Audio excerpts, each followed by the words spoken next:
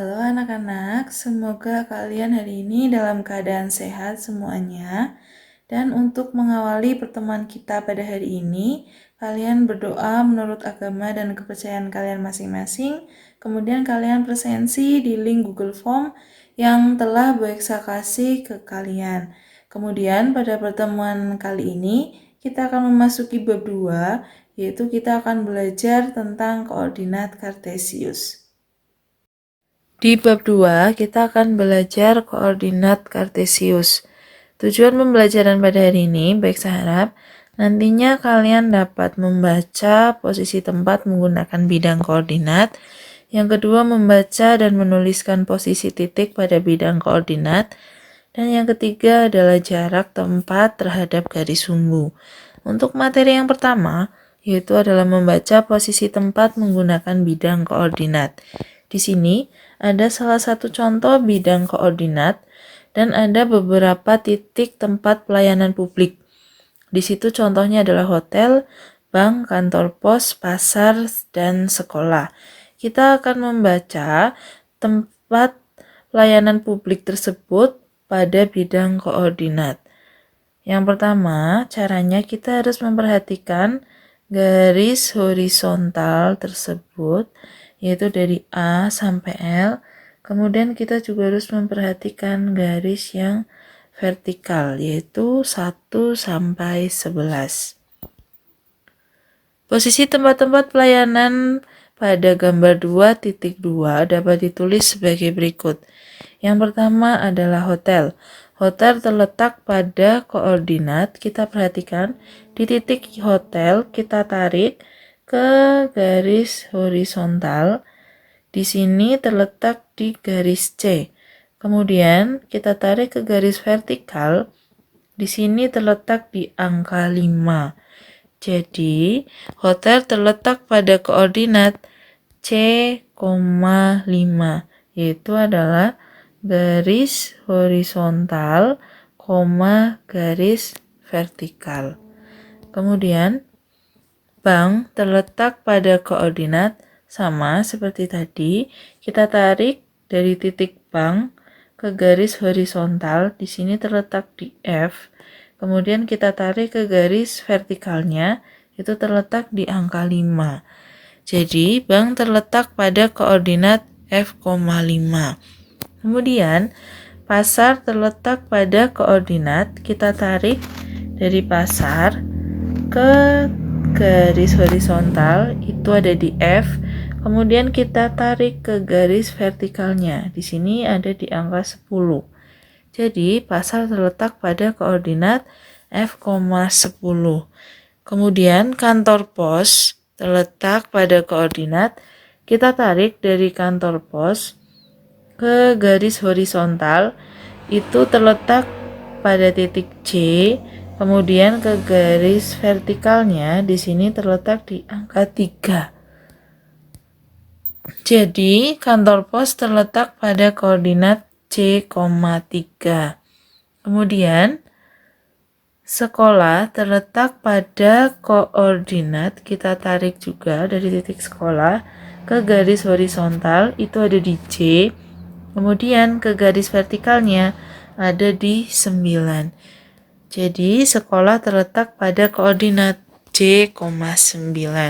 Itu cara membaca posisi tempat menggunakan bidang koordinat. Yaitu, yang pertama caranya kita tulis kurung buka terlebih dahulu. Kemudian kita tulis garis horizontalnya. Kita kasih koma. Kemudian kita tulis garis vertikalnya. Kemudian kita berikan kurung tutup. Begitu caranya ya. Kemudian materi yang kedua, membaca dan menuliskan letak titik atau benda pada sistem koordinat kartesius.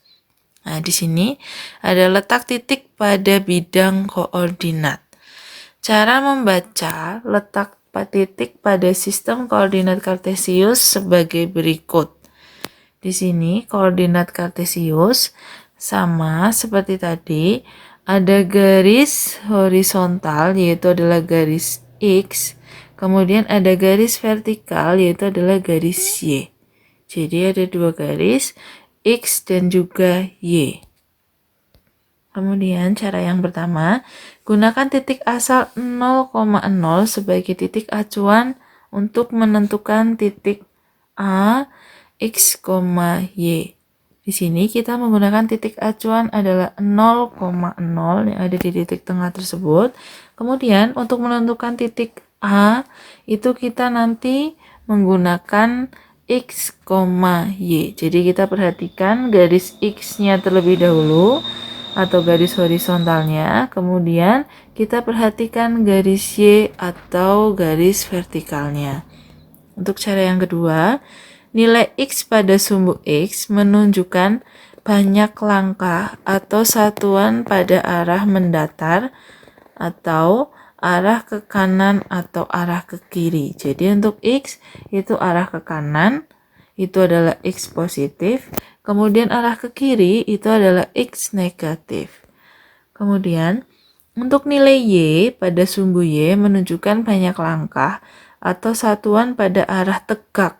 Jadi arah yang tegak yaitu arah ke atas atau arah ke bawah. Jadi untuk nilai Y, untuk arah ke atas itu adalah Y positif. Kemudian untuk arah ke bawah yaitu adalah Y negatif. Di sini kita lihat, misalnya menentukan koordinat titik A pada gambar 2.4 ya. Di sini 2.4 dari titik 0,0 melangkah 5 satuan ke kanan. Kita lihat di sini. Untuk titik A ada di sini. Itu dari titik acuan 0,0 kita hitung berapa langkah titik A dari 0,0 ke kanan. Kita hitung ada 1, 2, 3, 4, 5.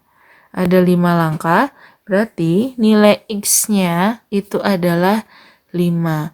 Kemudian kita hitung jadi titik acuan 0,0 ke atas, karena A ada di atas, jadi kita hitung dari 0,0 ke atas, yaitu adalah 1, 2. Jadi nilai Y-nya adalah 2. Maka dari itu, karena melangkah 5 satuan ke kanan, berarti nilai X-nya adalah 5, dan melangkah 2 satuan ke atas, berarti nilai Y-nya adalah 2.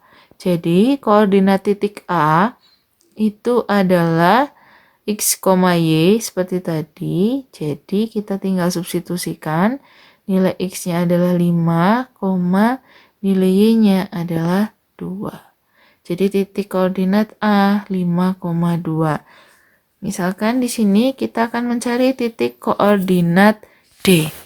Kita lihat D, kita hitung dari titik 0,0 ke sumbu X-nya terlebih dahulu. Ke sumbu X itu berarti D ada di sebelah kanan. Kita hitung ada berapa langkah. Di sini ada 1, 2, 3. Jadi titik D kurung buka kita tulis X-nya karena ke kanan 3 langkah.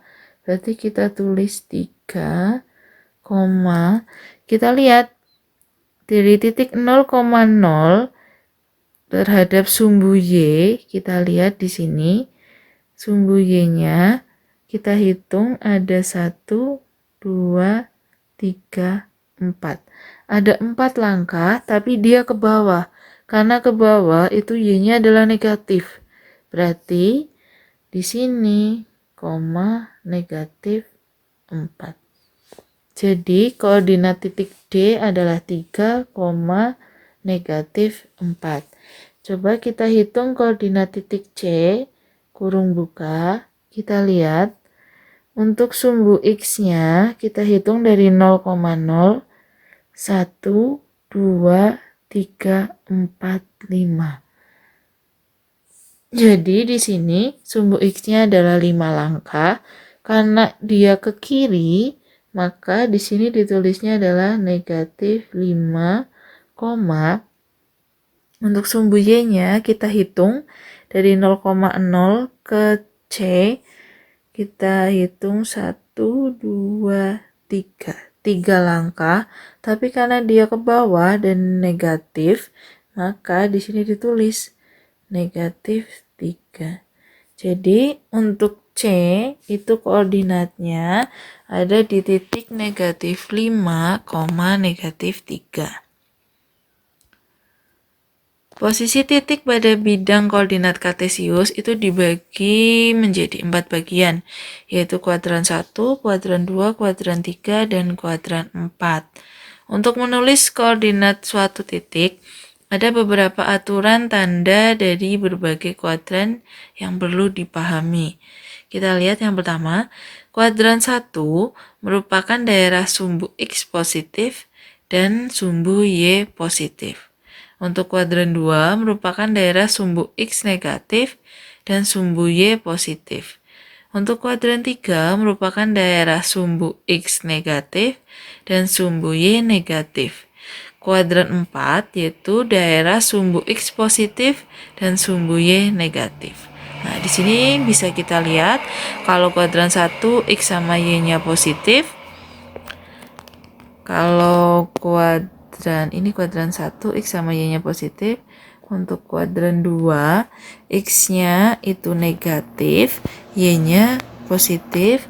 Untuk kuadran 3 itu X-nya negatif, Y-nya negatif. Untuk kuadran 4 itu X-nya positif, Y-nya negatif. Kemudian yang selanjutnya adalah jarak tempat terhadap garis sumbu. Berikut ini beberapa informasi yang dapat diperoleh dari gambar di samping. Kita lihat di sini ada beberapa titik, yaitu yang pertama SMP Negeri 1, kantor Pemda, pasar, kemudian rumah belajar.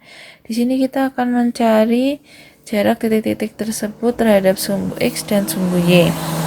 Di sini ada jalan X dan juga jalan Y. Jalan X itu sama saja dengan sumbu X, jalan Y itu sama saja dengan sumbu Y. Yang pertama, kita mencari titik koordinatnya terlebih dahulu. Untuk SMP Negeri 1, titik koordinatnya kita lihat di jalan X atau sumbu X itu berada di titik 5. Jadi kita tulis 5, di jalan Y itu berada di titik 3. Berarti 5,3. Ini titik koordinatnya. Kemudian kalau untuk rumah belajar, kita cari titik koordinatnya. Kita lihat di jalan X atau sumbu X itu berada di negatif 6, di sini di jalannya atau sumbu Y berada di titik 6. Berarti rumah belajar berada di titik koordinat negatif 6,6. Kemudian kantor Pemda kita lihat di jalan Y atau di jalan X atau sumbu X itu berada di titik 2. Berarti 2, di jalan Y atau sumbu Y itu berada di titik negatif 5. Jadi untuk kantor Pemda berada di titik 2, negatif 5. Kemudian kalau untuk pasar kita lihat di sumbu X itu berada di negatif 4, di sumbu Y berada di negatif 2. Untuk pasar itu berada di titik koordinat negatif 4, negatif 2. Nah, di sini kita akan mencari jarak dari jalan X atau sumbu X dan dari jalan Y atau sumbu Y. Untuk yang pertama, kita akan mencari jarak SMP Negeri 1. Kita lihat SMP Negeri 1 terhadap sumbu X. Jaraknya ya. Jaraknya kita hitung. Dari SMP Negeri 1 ke sumbu X ada berapa langkah? 1, 2, 3. Ada 3 langkah atau 3 satuan. Jadi jarak SMP Negeri 1 ke jalan X atau sumbu X itu berjarak 3.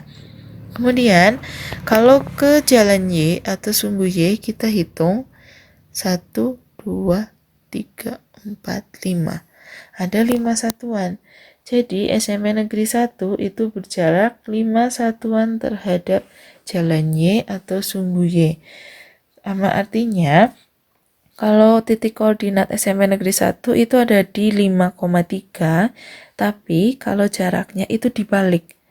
Jadi berjarak 3 terhadap jalan X atau sumbu X dan berjarak 5 terhadap jalan Y atau sumbu Y. Untuk contoh yang kedua, di sini ada rumah belajar. Kita lihat, rumah belajar itu berada di titik koordinat negatif 6,6. Kita hitung jarak dari rumah belajar ke sumbu X. 1, 2, 3, 4, 5, 6. Ada 6. Berarti dari rumah belajar itu berjarak 6 satuan ke jalan X atau sumbu X. Kemudian kita hitung terhadap jalan Y atau sumbu Y itu 1, 2, 3, 4, 5, 6. 6 satuan. Jadi rumah belajar itu berjarak 6 satuan terhadap sumbu X dan 6 satuan terhadap sumbu Y.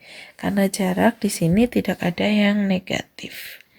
Kemudian pasar, kita lihat pasar berada di titik negatif 4, negatif 2. Di sini kita cari tahu jaraknya. Kita ambil dari titik pasar ke jalan X atau sumbu X itu ada 1, 2 langkah. Berarti pasar itu berjarak 2 satuan terhadap jalan X. Kemudian terhadap jalan Y itu ada 1, 2, 3, 4. Ada 4 satuan terhadap jalan Y. Maka pasar itu berjarak 4 satuan terhadap jalan Y atau sumbu Y. Di sini, Miksa akan memberikan contoh soal. Untuk yang pertama, tentukan koordinat titik pada koordinat kartesius di bawah ini. Kita lihat, kita akan mencari letak-letak titik pada koordinat kartesius. Untuk titik yang pertama yaitu adalah titik A. Titik A bisa kita lihat di sini, di sumbu X-nya itu berada di titik 6, di sumbu Y-nya juga berada di titik 6. Maka dari itu titik A berada di titik 6,6. Kemudian untuk titik B kita lihat itu di sumbu X-nya berada di titik 4 dan sumbu Y-nya berada di titik negatif 2. Jadi untuk titik B berada di 4, negatif 2 karena X, Y. Kemudian untuk titik C kita lihat di sini titik C itu berada tepat di sumbu X. Berada tepat di sumbu X yaitu ada di negatif 2. Dan titik C tidak berada di sumbu Y. Maka dari itu bisa kita tulis karena di sini X, Y, maka titik C berada di negatif 2 miliknya X, kemudian 0 miliknya Y karena dia tidak berada di sumbu Y. Untuk titik D itu berada di titik 3 sumbu X, kemudian titik 5 sumbu Y. Jadi titik D koordinatnya adalah 3,5.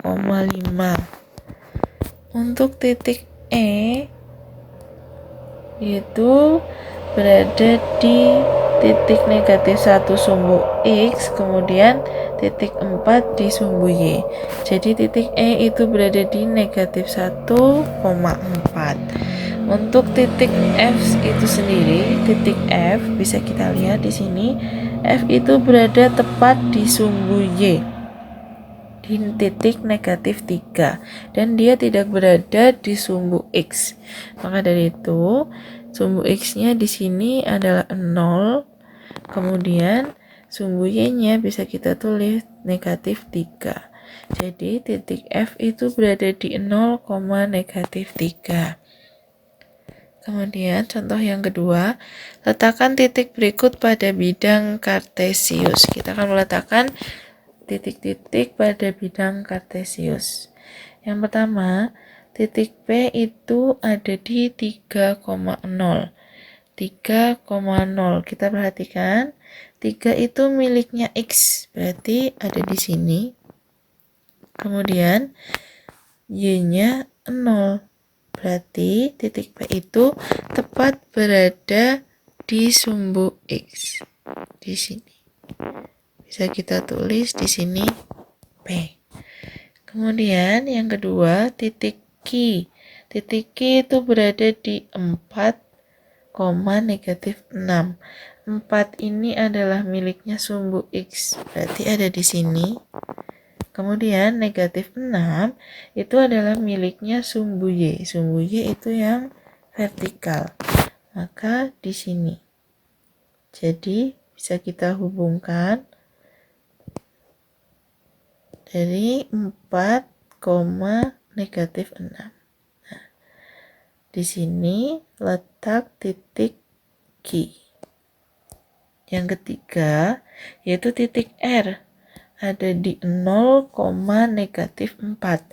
0 itu adalah punyanya X, berarti dia tidak berada di sumbu X.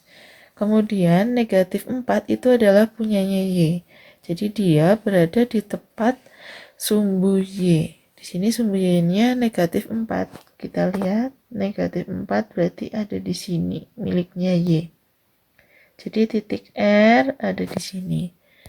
Kemudian titik S itu berada di -5, -3. -5 itu adalah miliknya X. Kemudian -3 itu adalah miliknya Y. Kita tambahkan terlebih dahulu di sini -5. -5 itu punyanya X, berarti ada di sini. Kemudian -3 itu punyanya Y, berarti ada di sini. Kita hubungkan dari -5 ke -3. Nah, di sini titik tengahnya, berarti di sini adalah titik S. Nah, ini contoh meletakkan titik pada bidang koordinat kartesius. Untuk contoh yang ketiga, tentukan jarak titik-titik di bawah ini terhadap garis sumbu. Terhadap garis sumbu, kita tentukan jaraknya. Untuk yang pertama, itu titik A. Kita lihat terhadap garis sumbu. Yang pertama garis sumbu X. Garis sumbu X, A itu kita hitung berapa langkah. Ada 1, 2, 3, 4, 5. Jadi titik A berjarak 5 satuan terhadap sumbu X. Kemudian terhadap sumbu Y bisa kita hitung dari titik A ke sumbu Y itu ada 1, 2. Jadi titik A itu berjarak 2 satuan terhadap sumbu Y. Untuk titik B bisa kita lihat di sini terhadap sumbu X, berarti hitungnya ke atas. Itu kita hitung ada berapa langkah? Ada 1, 2. Titik B berjarak 2 satuan terhadap sumbu X dan 1, 2, 3, 4. 4 satuan terhadap sumbu Y.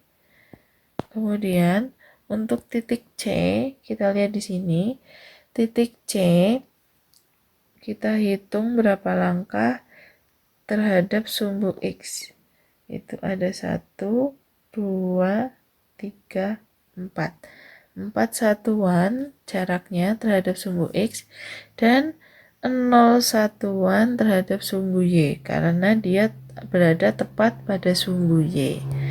Untuk yang titik D itu kita hitung di sini terhadap sumbu X jaraknya adalah 1, 2. 2 satuan jaraknya. Kemudian terhadap sumbu Y kita bisa hitung 1, 2, 3. Berjarak 3 satuan. Untuk contoh yang keempat, gambarkan titik K 3,5, L 3,1, M negatif 3, negatif 3, kemudian N negatif 3,1. Pada bidang koordinat, hubungkanlah dengan garis lurus antara titik K dan titik L. Titik L dan titik M dan titik N, serta titik N dan titik K. Bangun datar apakah yang terbentuk? Kita gambarkan dulu letak titiknya pada bidang kartesius. Untuk titik yang pertama yaitu adalah K 3,5. 3,5 berarti 3 itu adalah miliknya X, kemudian 5 adalah miliknya Y. Kita hubungkan terlebih dahulu titik-titik tersebut. 3,5 di sini itu adalah titik K, kemudian titik L 3,1. 3,1 berarti 3-nya punyanya X, kemudian satunya punyanya L. Kita hubungkan di sini.